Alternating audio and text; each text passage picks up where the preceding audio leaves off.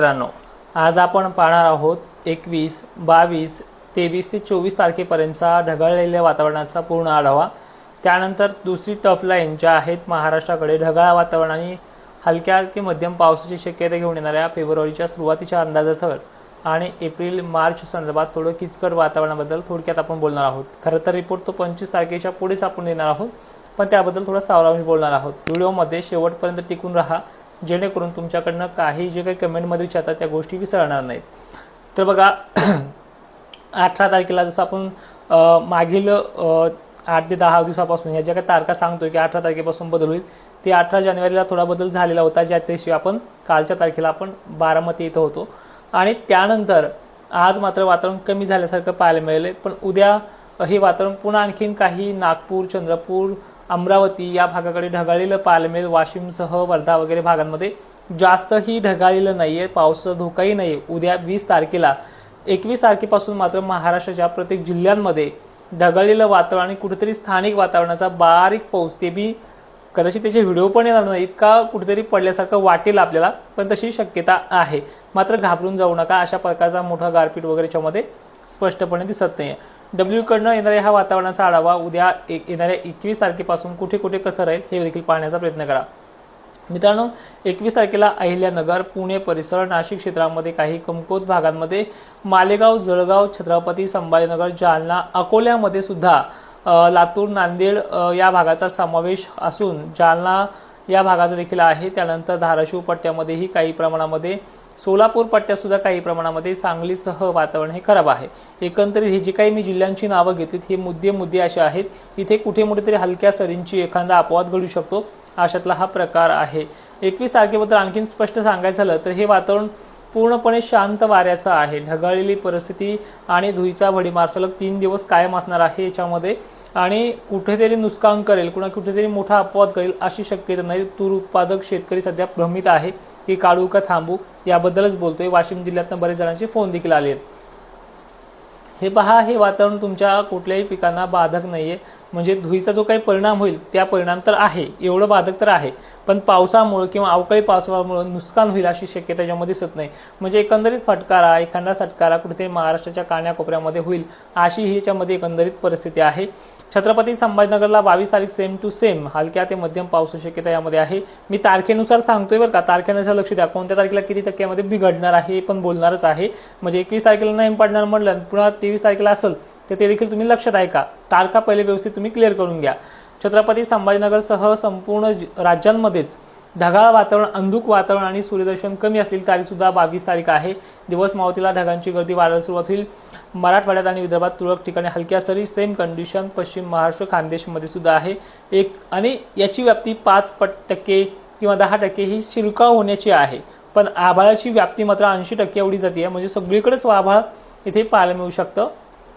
23 तारखेला आता याच्यामध्ये काय होणार आहे, दिल्ली सारख्या ठिकाणी जे काही झारखंड, कानपूर, गलवार, आग्रा हे जे काही भाग आहेत, इथे WDचा मुसळधार पाऊस होणार आहे। कुठल्या भागांमध्ये, दिल्ली असेल, उत्तर भारतामध्ये राजस्थानपासून वरती हे सुद्धा 22 आणि 23लाच या गोष्टी होणार आहेत। तिथे मुसळधार देखील पाऊस अनेक ठिकाणी होईल।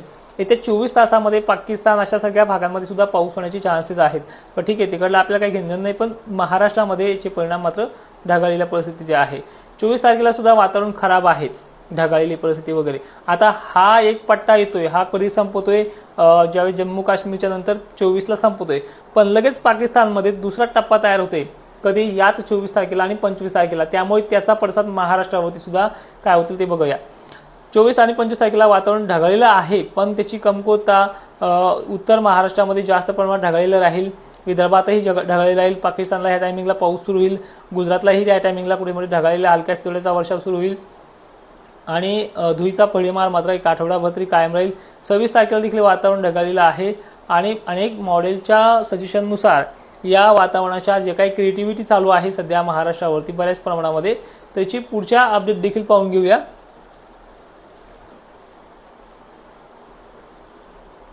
आता एकंदरीत चित्र पहा, 22-23 जानेवारीचं आपण पाहिलंय, 24-25 पर्यंतही पाहिलंय, तर 28 आणि 29 तारखेला वातावरण थोडं मोकळं झाल्यासारखं वाटेल। कधी 28-29ला, पण फेब्रुवारीची सुरुवात आणि 30 तारखेपासून 30-31 पासून पुन्हा ढगाळलेलं वातावरण उत्तर महाराष्ट्रापासून ते इकडे कोकण किनारपट्टी, जळगाव, छत्रपती संभाजीनगरचा एरिया, दक्षिण महाराष्ट्र अशा भागांना 3 तारखेपर्यंत हे वातावरण खराब राहणार आहे आणि याच्यातही हलका वगैरे शिटका होईल।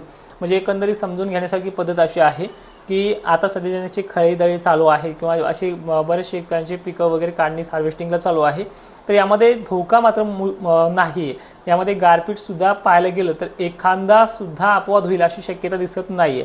आणि सगळ्यात महत्त्वाचं हेही सांगतो तुम्हाला, जे काही वातावरणाच्या पुढच्या अपडेट सांगितल्या अशा प्रकारे WDU महाराष्ट्राच्या वर्ण किंवा उत्तर भारतातून जात आहे, तर याचे परिणाम असा होतं की पुढे चालून वातावरणातला मान्सूनचा तर स्ट्राईक रेट गेल्या वर्षी तुलनेत कमी आहेच, पण दुष्काळाची शक्यता नाही आहे। पण या तुलनेने जर पाहिलं तर अजून आपण काय म्हटले मागच्या पण ऑडिओमध्ये, ज्यांना कोणाला आपण रेकॉर्डिंग देतो त्यामध्ये पण स्पष्ट सांगितलंय की जानेवारी आणि मार्चमध्ये निघणाऱ्या रिपोर्टमध्ये तफावत एवढीच असते, माझ्या तरी 10% मागे पुढे होतंय।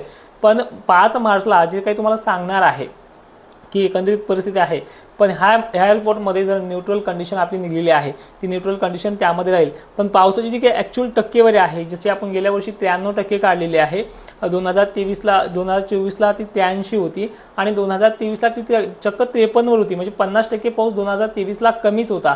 त्या पद्धतीने टक्केवारी वाढत गेल्या। 24ला पाऊस वाढत गेला, म्हणजे 2024 मध्ये पावसाळा चांगला राहिला। त्यानंतर ही टक्केवारी 93%वरती गेली, म्हणजे 7-8% फक्त असा भाग आहे त्यांना जसा चांगला पावसाळा असतो तसा तो भाग राहिलेला आहे। पण एकंदरीत 93%चा अर्थ असा झाला की काही ठिकाणी अतिशय चांगल्या पद्धतीने किंवा अतिवृष्टीचा शेड्यूल त्या व्हिडिओमध्ये पण 5 मार्चला सांगितलं होतं आणि ते तुम्हाला पाहायला मिळाले। ऐन पावसाळ्यात सुद्धा बऱ्याचशा शेतकऱ्यांचे पिकं जुलैच्या कालावधीमध्ये आणि ऑगस्टच्या अगोदर, म्हणजे जुलैच्या मध्यस्थानी सुद्धा 15 जुलै असतील, 16 जुलै असेल, 19 जुलैपर्यंत असे करपण्याच्या अवस्थेमध्ये होते। ते शेड्यूल सुद्धा ह्या वर्षी आहे, गेल्या वर्षी होतं ते आहे। पण रिटर्न मान्सूनने जे काही धुमाकूळ महाराष्ट्रामध्ये घातलाय त्या धुमाकूळमध्ये यंदा तफावत 20%नी घसरण होते। पण याचा अर्थ असा नाही की आपले धरणं भरणार नाहीत का, तळे वगैरे भरणार नाहीत का वगैरे। तळ्यांची ओव्हरफ्लो होण्याची कॅपॅसिटी जी ह्या वर्षी रेकॉर्ड ब्रेक झाली आहे त्याच्या प्रमाणामध्ये वाढ कमी होते आहे। आणि ज्या तळ्याची अपेक्षा तुम्ही करताय पुढच्या वर्षीसाठी 2026 साठी, याची मात्र बरीचशी चीज अशी आहे की जे तळ आज 100% भरलं आहे किंवा 110% भरलं आहे, ओव्हरफ्लो झाले आहे, त्याच्यामध्ये 80% भरणं, 70% भरणं असा पैठणच्या वगैरे शेतकऱ्यांना दिलासा राहील। कारण की एवढाही बेकार काळ हा 2026चा नाही आहे, हे तुम्हाला वारंवार आपल्या व्हिडिओच्या माध्यमातून सजेशन केले आहे।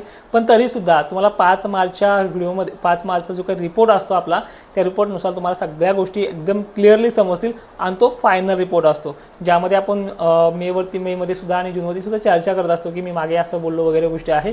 ते एकदम चांगल्या पद्धतीचा रिपोर्ट 5 मार्चला निघतोय आणि हा रिपोर्ट असं सांगतोय की यंदाचा पावसाळा ठीकठाक आहे। आणि बऱ्याचशा गोष्टी ह्या मागील काळामध्ये आपण पाहतोय, ओला दुष्काळ 1972, त्याला मात्र चांगली वचक बसली आपल्या त्या रिपोर्टमुळे की अशा काही गोष्टी होणार नाहीत, आपण पुन्हा निर्णय बदलूयात।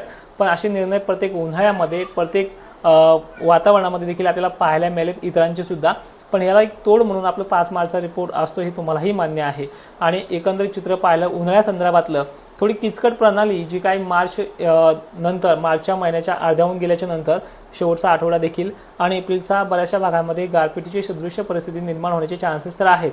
पण टक्केवारीमध्ये सुद्धा तफावत जशी 2023च्या उन्हाळ्यात झाली होती तितकी यामध्ये दिसत नाही। त्यामुळे कांदा उत्पादक असेल, आणखी बरेचसे शेतकरी असतील, यांनीही सुद्धा जास्त काही घाबरून जाण्याचं कारण नाही। मात्र 10, 15, 20% असा अपवाद त्यावेळी आहे, ज्यावेळी महाराष्ट्रामध्ये मागील 4 दिवसापूर्वी जो पाऊस झाला होता, 4 ते 5 दिवसापूर्वी जिथे हलका झाला होता, तशा पद्धतीने तितकी व्याप्ती असणारा प्रमाण, पण गारपिटीचं प्रमाण तितकं राहू शकतं। म्हणजे एकंदरीत पाहायला गेलं तर बरेचसे शेतकऱ्यांना तो धाक आहे, पण 80% शेतकऱ्यांना ते नुकसानीपासून वाचवेल असं वातावरण दिसतंय। आणि एकंदरीत आपण प्रवास पाहिला मान्सूनचा तर तो ठीकठाक राहील अशी शक्यता आहे। 5 मार्चला बघूयात काय रिपोर्ट निघतो अजूनही। तोपर्यंत जय शिवराय, धन्यवाद।